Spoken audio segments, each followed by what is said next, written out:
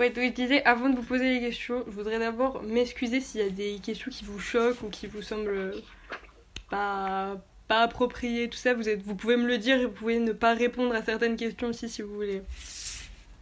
Ah ok, mais après c'est des questions sur le handicap, sur l'handi, Ouais, voilà. beaucoup sur ma vie personnelle ou pas? Il y en a un petit peu, donc si vous trouvez ça trop personnel, vous pouvez pas répondre Ouais, aussi. mais normalement ça me gêne pas. Ok. Alors, oula. Ma première question, c'est quelles difficultés vous avez rencontrées quand vous avez réappris à faire certains mouvements et lesquels restent les plus durs? Hum, Accroupir, m'accroupir. Ah ouais, C'est jusqu'à aujourd'hui j'ai du mal j'ai pas beaucoup en flexion, d'accord. donc j'ai du mal à m'accroupir. J'ai eu un gros traumatisme au niveau de mon moignon, Ouais, des variations de volume, le muscle n'est pas resté intact, ça a été un peu reconstruit en fait à l'amputation. d'accord. Et en fait, par rapport à mon appareillage, la méthode d'appareillage, j'ai des épaisseurs en plus de mon moignon. Donc en fait, ça bloque. Arrivé à un moment donné, je suis bloqué au niveau de la flexion. D'accord. Et du coup, mais quand Donc, vous démarrez une course, je sais pas si ça se dit, quand vous êtes et sur ben les starting blocks, oui, ça pose pas de oui, problème? quand je suis dans les starts, en fait, c'est une position très spéciale, mais qui pose aucun problème. D'accord. Parce qu'en fait, c'est vraiment en fait la station m'accroupir droit. D'accord, je vois. Dans les starting blocks, en fait, on n'est pas droit, on est en avant. Ouais, ok. Vous voyez ce que je veux dire? Oui, C'est oui. comme si que je peux pas faire en fait la position de la chaise. Ouais. Voilà, c'est m'accroupir. Si je m'accroupis, en fait, c'est plus me baisser que m'accroupir. Ok. Donc voilà. Ok, je vois. Pourquoi est-ce que vous avez choisi ce sport en particulier? J'ai pas choisi l'athlétisme. On m'a poussé dedans, on va dire. D'accord, ok. Voilà.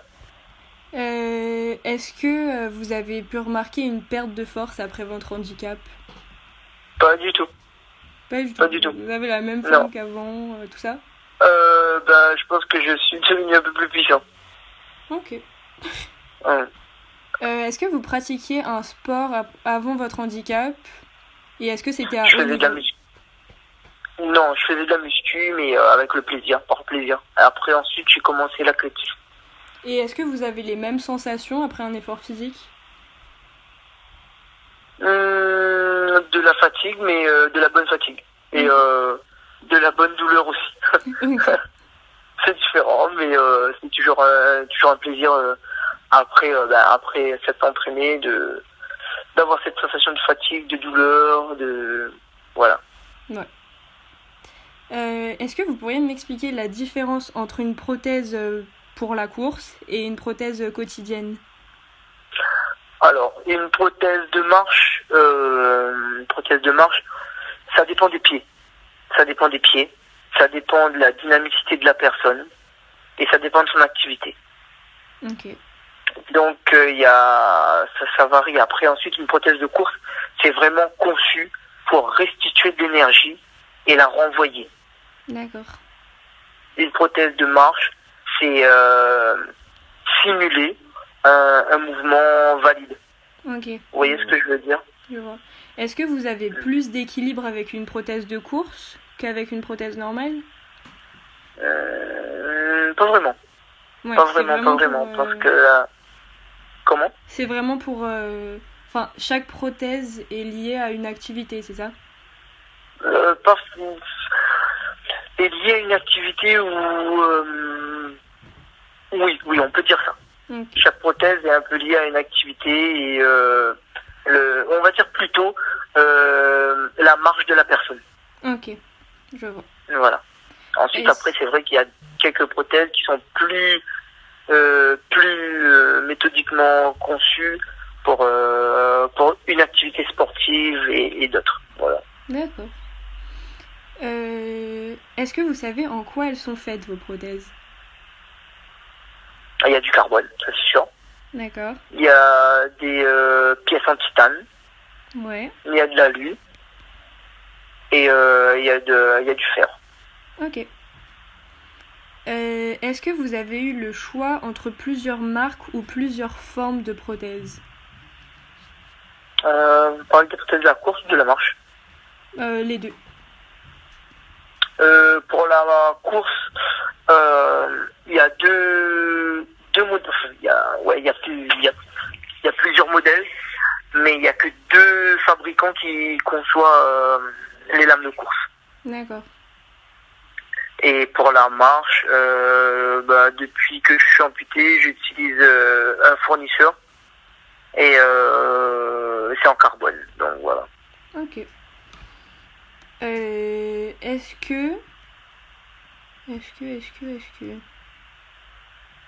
que vous en avez testé plusieurs? Non, est-ce que j'ai compris? Des lames, enfin des prothèses pour marcher. Les deux, que ce soit pour la course ou pour marcher. Pour marcher, non. J'ai toujours eu un seul modèle. Ok. Donc voilà. Ça va faire 11 ans au mois de décembre que j'utilise que ce modèle-là. Ok. Et pour la course, j'ai utilisé les deux modèles, les deux marques. Ouais. Et cette nouvelle saison que je vais commencer, je suis en train d'essayer de voir des sponsoring pour m'aider à payer une nouvelle lame chez l'autre fournisseur. Donc voilà. Donc je vais changer de marque. Enfin, je vais avoir les deux marques, on va dire. D'accord. Et une pour le sprint et une pour la longueur. D'accord. Et il y en a une qui est plus flexible que l'autre ou plus résistante, c'est pour ça que vous changez ou C'est pour ça, ouais. Il y en a une en fait qui est plus dure et qui est plus dure et qui renvoie plus d'énergie. Et il y en a une qui est un peu plus souple et voilà. Et vous utilisez laquelle pour quelle discipline? Enfin... Pour la plus dure, c'est pour le sprint. Ouais. Et pour la longueur, elle est un peu plus souple. Qui envoie un peu plus d'énergie. Voilà. Ok. Est-ce que, selon les moyens financiers, les prothèses, elles sont différentes, plus lourdes ou moins pratiques? Pardon, c'est quoi la question? Est-ce que, si on a plus ou moins de moyens financiers, on a des prothèses de meilleure qualité? Ah oui, bien sûr. Bien sûr. C'est malheureusement, ouais. C'est comme ça, c'est comme tout. Hein. Si on a plus de sous, on peut avoir une plus grosse voiture ou une plus grosse maison. Voilà. Il y a plein de catégories, il y a plein de marques, il y a plein de fonctionnalités au niveau des pieds et des prothèses. Donc forcément, si on a des sous, on a une bonne technologie, on va dire. Ouais. Ça me semble logique aussi. Comment? Ça me semblait logique aussi. Ouais. Est-ce que vous avez une alimentation, des entraînements ou des tenues spéciales? Alimentation, je dois en avoir, mais j'ai honte de le dire, mais je fais pas du tout attention. Enfin, je peux pas dire que je fais pas du tout attention à mon alimentation, mais je suis pas à fond dedans. D'accord. Ensuite, les tenues, oui, j'ai des tenues pour m'entraîner, des tenues spéciales pour les courses, des trucs comme ça, voilà. Ok. Mais vous avez pas des choses spéciales qu'un athlète, on dirait, valide, il aurait? Enfin, il n'y a pas de différence entre... Non, il n'y a pas de différence. Non. Okay. Non, il y a des vêtements où là où je suis amputé, la jambe droite, si en fait je mets des leggings ou des trois, je sais pas si c'est des 3/4, ouais. Pour des lycras, hein, je parle des lycras, des bas en lycra, en fait je coupe celui de la jambe droite parce qu'en fait ça gêne. Ouais. Parce qu'en fait je suis obligé de tirer jusqu'en haut de la cuisse pour pouvoir avoir accessible à mon manchon, à m'essuyer, à éponger un peu le moignon quand je transpire trop. Donc en fait il y a juste ça qui varie, qui différencie. Voilà. Ok. Est-ce que vous pensez qu'une personne en situation de handicap, elle a des limites physiques?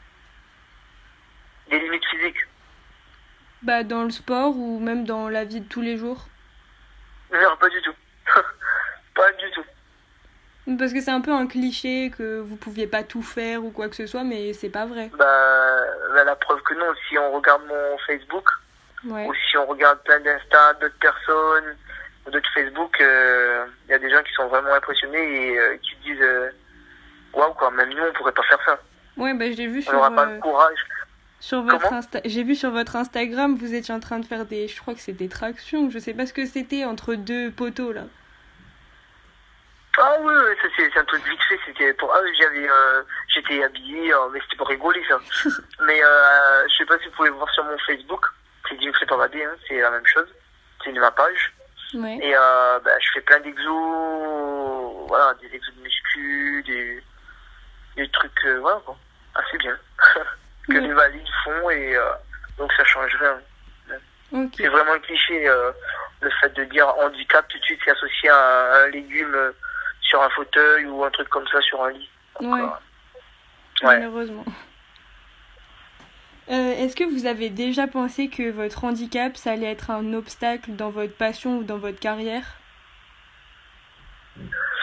Comme je vous l'ai dit, en fait, déjà, j'avais pas du tout l'idée en tête d'être un athlète handisport quand j'ai été amputé. Donc, en fait, je peux pas dire si pour moi c'était un frein ou pas. Voilà, j'ai tout de suite su, enfin, quand on m'a initié dans l'athlétisme, on m'a donné les moyens pour courir.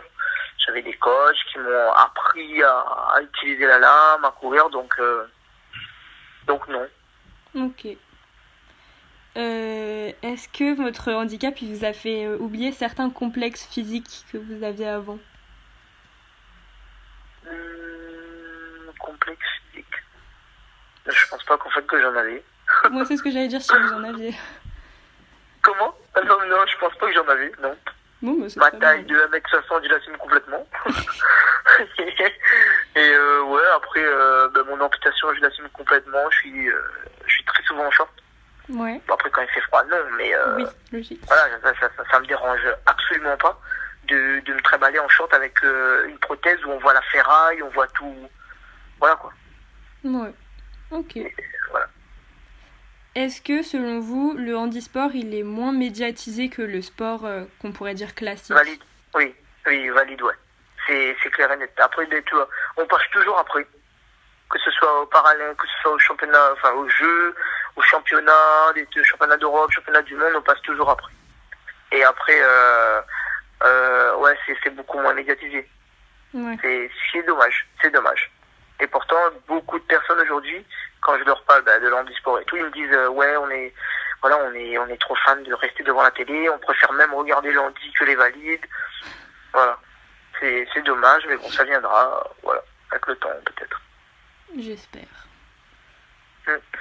Vous suivez un peu l'handisport, vous? Un petit peu, j'essaye de m'intéresser un peu à tout. Ouais. Pour essayer de parler un peu de tout avec tout le monde. Mais j'avoue que je regarde pas mal de foot qu'on pourrait dire valide. Parce que j'ai un petit frère qui m'entraîne un peu à regarder ça. Ok. Mais ouais, voilà. Ok. Est-ce que vous auriez un message ou un conseil pour une personne en situation de handicap ou même un débutant en handisport? Dans quelle discipline? N'importe. Un handicap. Alors, moi, je lui dirais, avant tout, si tu as un but, c'est obligé que tu vas l'atteindre. Si tu as décidé de faire ça, c'est que déjà mentalement, tu t'es plus ou moins préparé à affronter les difficultés, les douleurs que tu vas avoir aux entraînements. Aussi à se préparer à être déçu de soi-même, surtout. Ça, c'est le plus dur, de soi-même. Être au championnat, à l'entraînement quand on n'y arrive pas, certains exos on n'y arrive pas, on a du mal à le faire par rapport à notre handicap. Mais il faut toujours se dire que on y arrivera un jour. On s'entraîne, on se donne du mal, on se fait du mal, mais on y arrivera. Et que tout simplement, rien n'est impossible. Ouais. Rien n'est impossible. Oui, franchement, quand on veut, on peut. Ouais, c'est la phrase qui résume un peu tout. C'est la phrase qui résume un peu tout. Ouais. Quand on veut, on peut. Il faut juste donner les moyens et vraiment s'acharner sur le travail pour que ça paye. D'accord. Sinon, un petit peu aucun rapport avec la question d'avant. Je me suis renseignée sur les étoiles du sport Ouais. et c'est un peu flou pour moi. Alors, est-ce que vous y avez déjà été? Est-ce que vous avez déjà été parrain ou parrainé? Du tout. Du tout, du tout. Non. Bah, je suis dans votre situation, non, non, pas du tout. J'ai jamais été contacté par eux, j'ai jamais été voir ce que c'est. Ok. Bon, bah, Ouais, je ferai désolé. des recherches alors. Et vous avez déjà contacté d'autres entités? Vous avez pu avoir des contacts ou pas? Ouais, j'ai eu une première interview là tout à l'heure, vers Ouais. 16h30, et bah, c'était Marie-Amélie Le Fur. Ah, ouais. Et du coup, elle a pu m'en parler un petit peu de son expérience et tout ça. Et ça m'a déjà Ouais. un petit peu éclairée. Ok, ouais, ouais. Elle est géniale, elle. Dans un autre domaine, encore une fois, euh, quel film de science-fiction ou un jeu vidéo, n'importe, vous fait penser à l'augmentation mécanique de l'homme? Un jeu ou un film de science-fiction?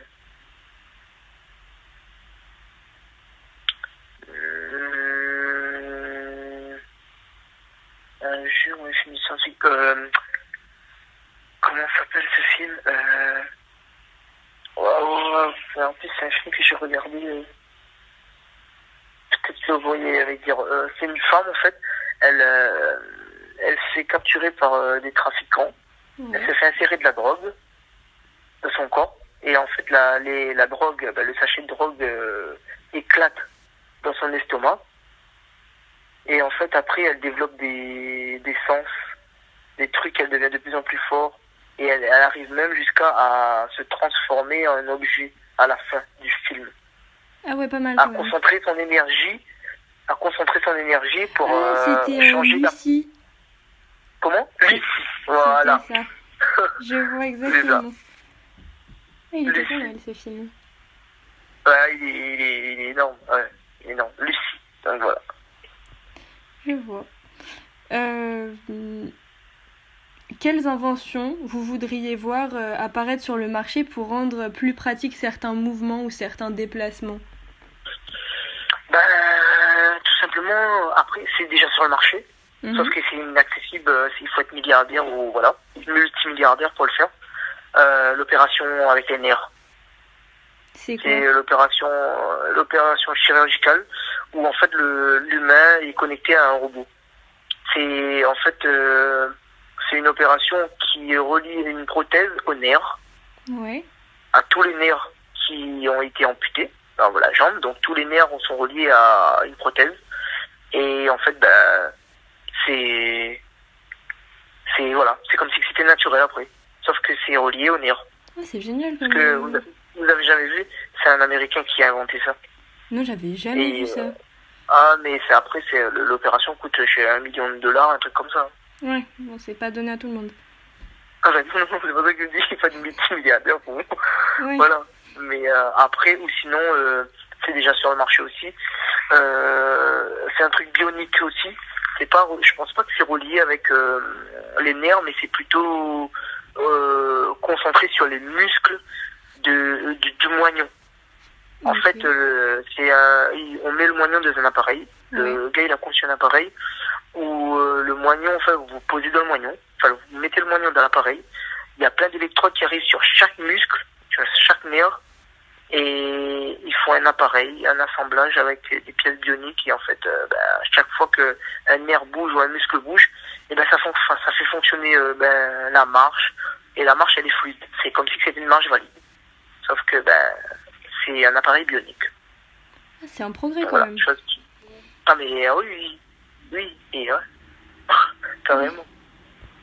Mais voilà, c'est inaccessible à très peu de gens. Ouais. Et selon vous, ce serait quoi les risques ou les dangers de l'augmentation futuriste? Franchement, j'ai même pas pensé. Les dangers.